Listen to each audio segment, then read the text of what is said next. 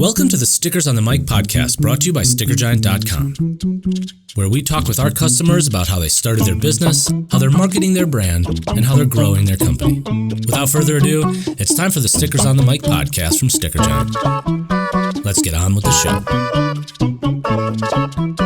Hey everybody, welcome back to Stickers on the Mic. Andrew with you. Once again, it's always my pleasure to be here chatting up wonderful people who happen to be Sticker Giant customers. Today we're dialing in Harsha Maragh from Gwaan Brewing in Denver, Colorado. Thank you for joining us. Thanks for having me. Super excited to be chatting with you. Yeah, for sure. And we're, beer and brewing in general is a big industry for us, not just in Colorado, but nationwide. And we definitely trying to sort of dig in a little bit more of what it takes to be a canned beverage brand these days, or just in general, you're running a tap room and a public space. So there's quite a lot probably that goes into running your shop. But before we deep dive into all that, like what brought you here to Colorado and sort of what's this concept that you have going on at Gwaan? Yeah, so I originally am from New York City. I moved out here to Colorado about 6 years ago now to go to CU Boulder for my graduate degree, which is in sustainability, planning, and management. About 6 months after I started school, I met my now husband, Jesse, and decided to stay. So not a bad place to be stuck at all. Denver's been awesome. So ended up just staying out here, finding different jobs in the energy industry. And then right as the pandemic hit, we decided that it was probably a good idea to pivot and kind of do something that we were a little bit more passionate about and something that we could find just more happiness in. So we were home brewers before that, but we decided to pursue our dream of opening a brewery. As you know, there are hundreds of craft breweries in Colorado, and I think it's over 150, if not more than that right now, just in Denver. So we needed a differentiation factor. Right. So with that, we decided to use and incorporate my Jamaican heritage into our brewery. So what that means is just incorporating different flavors that are found in the fruits and spices of Jamaica, but also through our programming that we do at the brewery and any partnerships that we have as well.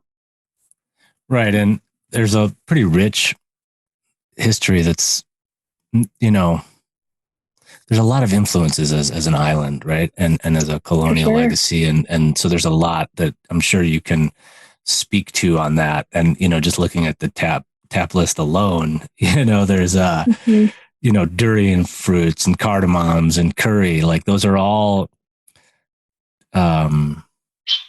like very distinctive flavors, you know what I mean? To infuse. Yeah. How do you go about, if you were, you say you're a home brewer, there's a lot of experimentation that goes into those early days and a lot of failures probably, but when did you start hitting and you're like, oh, this is a very signature, this is the flagship of this, or then, you come up with your core beers or whatever, but what was talk a little bit about that experiment. I'm always very interested in that. Yeah. So kind of the first thing that we did before we even started, test brewing some recipes for the brewery itself.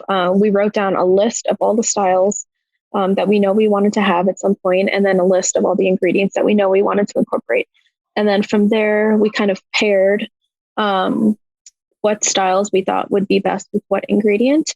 So for example, we have a pomegranate Hefeweizen called Wash Belly that's kind of in heavy rotation on our menu. And those two flavors we thought blended really well together because of the tartness of the pomegranate, but also the banana estery notes from the Hefeweizen. So that's just one flavor combination that we thought would be really cool to bring on to our tap list. Some of the other ones though, the more funkier ones are from our head brewer, Dickie. He's been really great. He's been in the industry for about 20 years. So he definitely knows what he's doing as far as flavor combinations go and styles and all of that. But and the there's three so of many us, trends too, right? Like it's hard. Like it's like there's like you want to follow the trends, but I'm kind of pedestrian in that. I'm like, I'd rather have your best beer always be good. Like every time. Yeah. You know? And that's our goal, is like to always have good beer first. And we use minimal adjuncts and syrups and things like that. We only use real fruit in our beers. So even if it's a fruit that's really hard to find, or an ingredient that's really hard to find in a puree form from these like brewer shops that are out here, we make the puree ourselves. So I was about to say, like passion fruit, I could see that being difficult every now and again, or tamarind. Like these are not things that are like typically available. You know, peaches are one thing in Colorado, right? What was I going to say? So that's really cool. And you, like you said, you have a head brewer, so you're passionate about this. But the pandemic, a lot, and we. Folks who listen to the show all the time, or anyone who's following any business students, like there's a lot of like, so I decided to turn this thing during the pandemic into my main thing because of X, Y, and Z. I got laid off. I hated what I was doing. You didn't want to go outside, whatever it was. Everyone had a reason for doing something. You're saying though, like at the start of the pandemic, you wanted to follow this passion, and that included opening a physical place where nobody could go. Yeah. Well, so you know what I mean? Like, I'm just trying to suss that out a little bit. That's totally fair. So I had lost my job at the beginning of the pandemic, like probably a couple of weeks in. And Jesse had gone through some job changes as well, right? The summer of 2020. So for us being people of color, it's really hard to get into an industry that's very capital intensive right off the bat.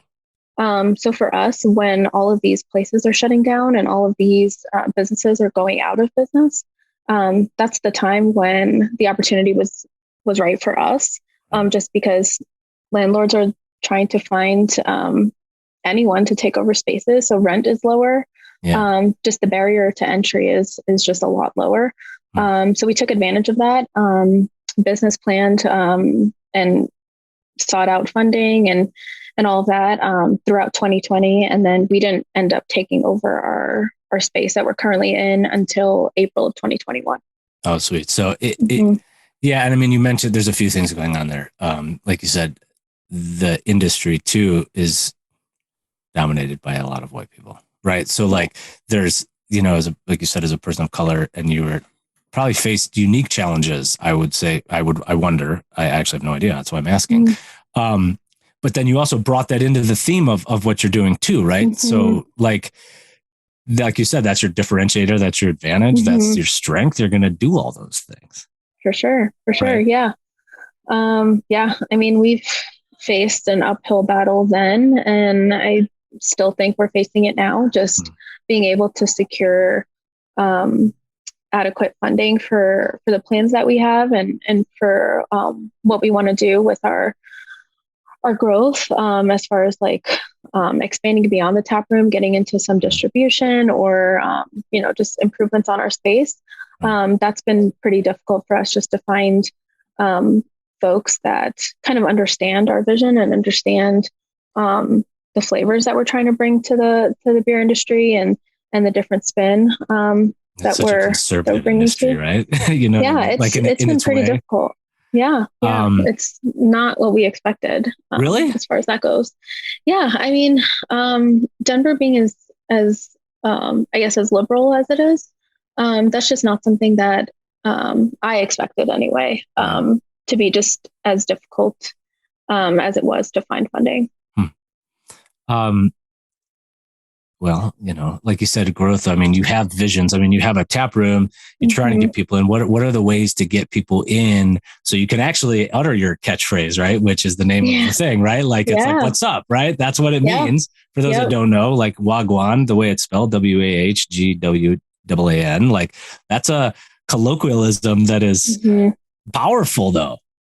Yeah. Right. Yeah. And it's like inclusion of, come on, what's up? Come on in, So like, that's the vibe of what especially the site is colorful and all the things. And, the tap room, from what I see, is doing those things too. What are the ways you're trying to get folks to come down to 8th Avenue there in Denver? Yeah. So a lot of what we do in the beginning was a lot of word of mouth marketing and a lot of guerrilla marketing. Those are two things that Jesse and I are really good at. And I would brag a little bit and say that those are our strengths. Just relationship building and being able to, genuinely build a connection with our community. So we went out and talked to a bunch of different apartment buildings, coffee shops, restaurants, bars, literally anywhere that we could talk to before opening, just to let them know that we're going to be there, that we'd love to partner with them in any way. And that has been kind of our biggest strength just in the brewery itself, is all of the relationships that we've built.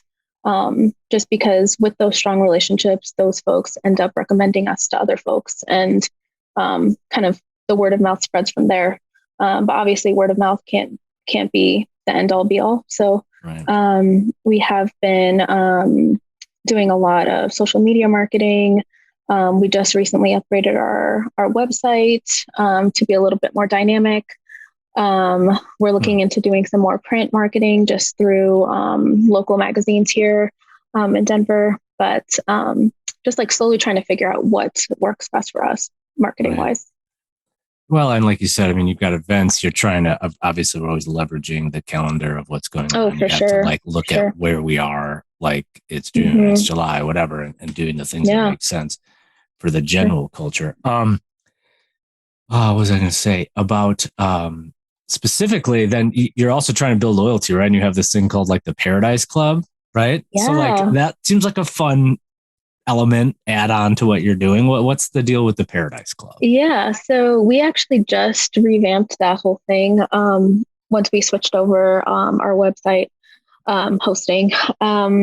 So Paradise Club is essentially our loyalty program. So what that means is folks can join through our website or in person in our tap room, and then they'll earn points towards free beer, free merch, and exclusive invites to special beer releases, and hopefully some cool partnership events. One of those I'm really, really pushing for is like a rum tasting with Denver Distillery. So just doing fun things like that for those members. That'll be fun. So the loyalty programs are super important. It's like, and there's many technology platforms, of course, especially for beer, because you do want people, every couple days, a week, whatever the frequency is for folks. Yeah. Especially your regulars. As far as like, we're talking again, just in general, like the craft beer space, what kind of things have you noticed? Like you say, you've been doing this about a year, but I mean, you've probably been paying attention to the industry and you've had to do a lot of research. You're obviously an expert. No, for sure. What is sort of next in a way for where things are going, for especially people who aren't super familiar with it? Yeah. So, do you mean just the craft beer industry in general? Yeah, there's two things. There's y'all. I want to get to y'all, but I'm also like thinking of these. Like, how do you? Because there's either you plug into the large industry and you want to follow that, but you also have to cut across the grain sometimes too, probably to get what you want personally, satisfaction, passion, etc. Yeah. How do you? Let's start with the big picture, like the trends in the craft space, or in general. Yeah. I think just outsider's view right now. I think. As far as beer styles go, there's been a heavy, just like a deep dive into, the hazy IPAs and milkshake IPAs, things like that.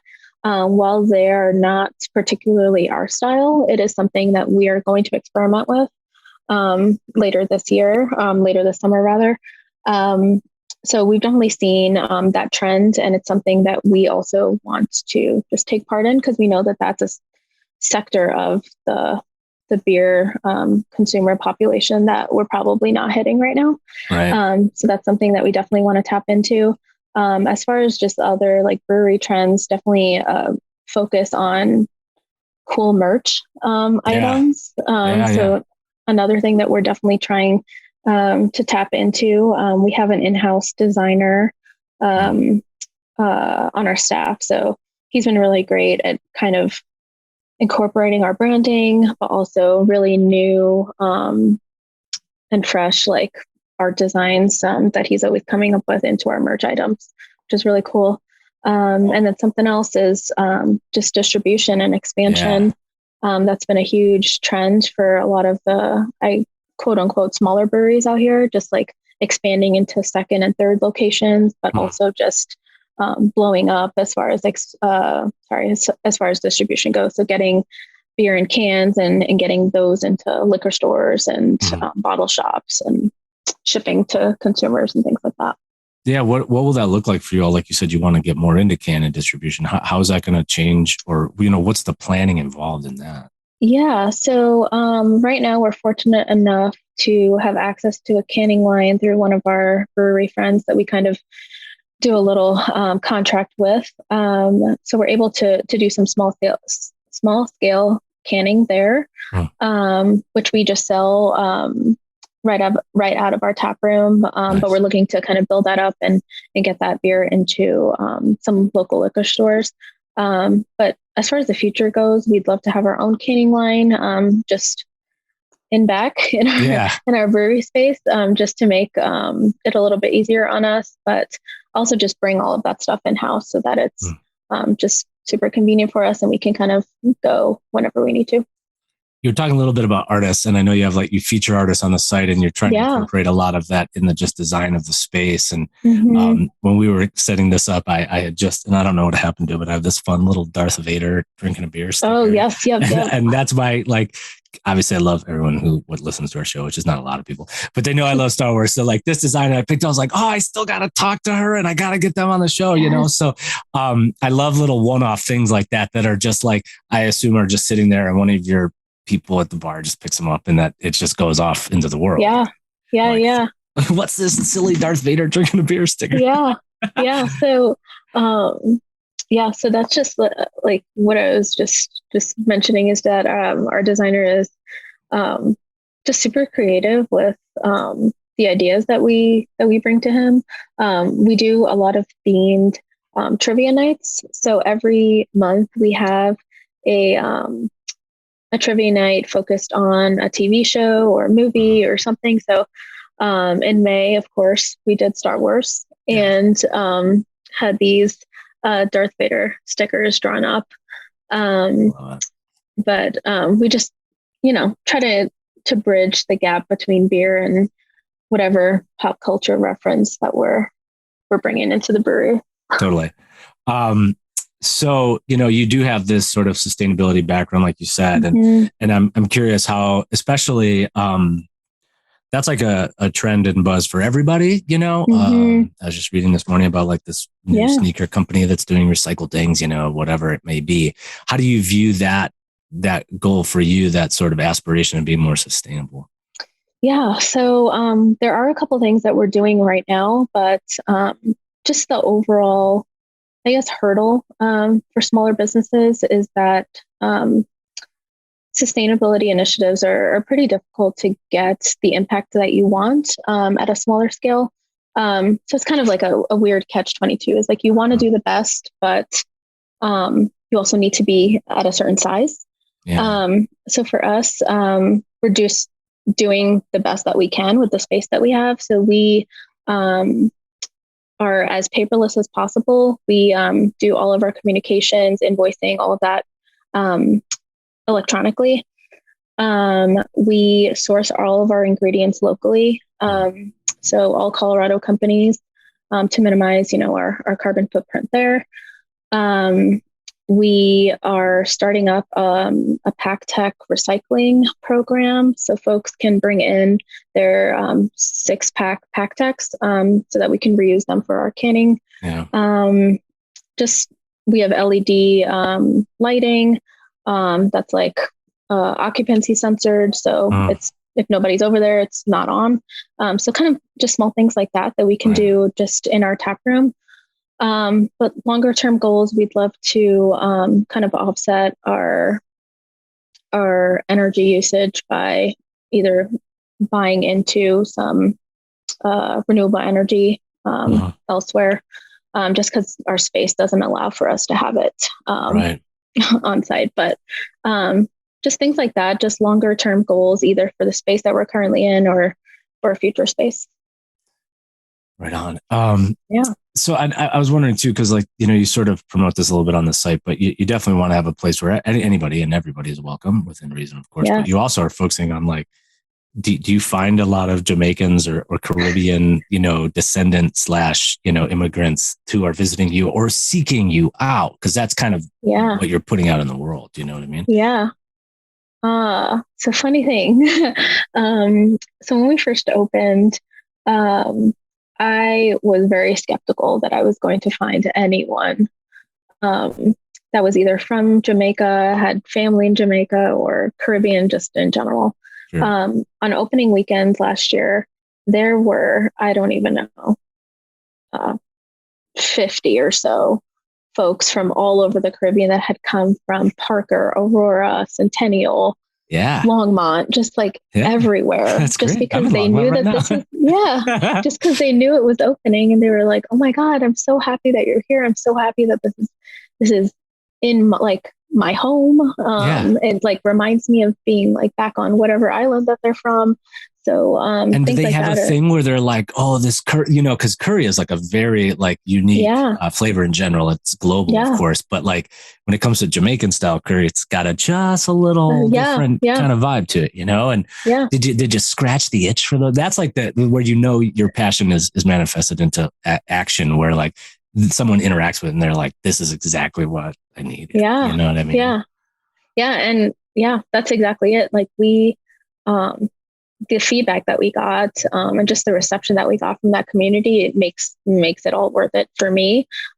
Just because like I was missing all of those things being out here, but kind of being able to be the hub for that and create that space for those folks that are missing their home was just super rewarding. That's awesome.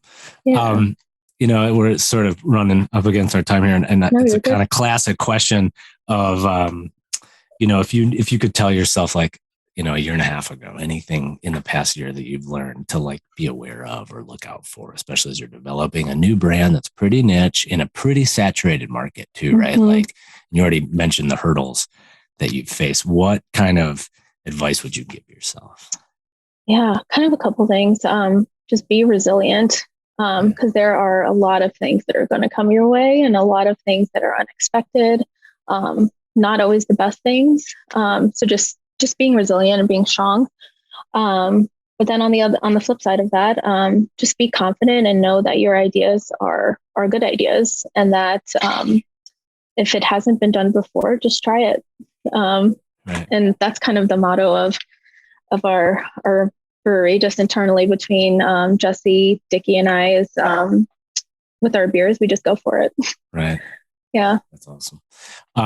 Well, we do appreciate it quite a bit, and I do appreciate your time, and I love the culture in general. So that's, whether it's the food or the drink or the music and, the art itself and the expression of creativity and language. There's just so much that goes into Jamaican culture that I think is worth celebrating. And I think this is a nice little spot in Denver to do that. Yeah. Thank you. Thank you for your time, everybody. Like I said, tune in if you're anywhere in the area. Of course, we're talking about 925 West 8th Avenue in Denver. That's Gwaan Brewing. Hopefully Harsha or someone there can talk you through the whole tap list. That sounds like it's growing, and looking forward to seeing your beer in cans on shelves all around the region and the country, perhaps. We say every sticker has a story on the show. This story today was brought to you by this fun Darth Vader beer sticker that I'll have to have on the site so everyone can see it, and maybe you'll have to head to the brewery to get one. But Harsha, I appreciate your dedication to your craft and what y'all are trying to accomplish here. Yeah, thank you. Thank you so much. All right, everybody, have a wonderful day, weekend, wherever you are, however you are. Be well. And as they say at Wagwan, they say Wagwan. So what's up, and have a good one. And everybody take care. That wraps up this episode of Stickers on the Mic, brought to you by StickerGiant.com. You can download us on Spotify, iTunes, Google Play, SoundCloud, or your favorite podcatcher. Thanks again for listening to Stickers on the Mic. We'll see you next time.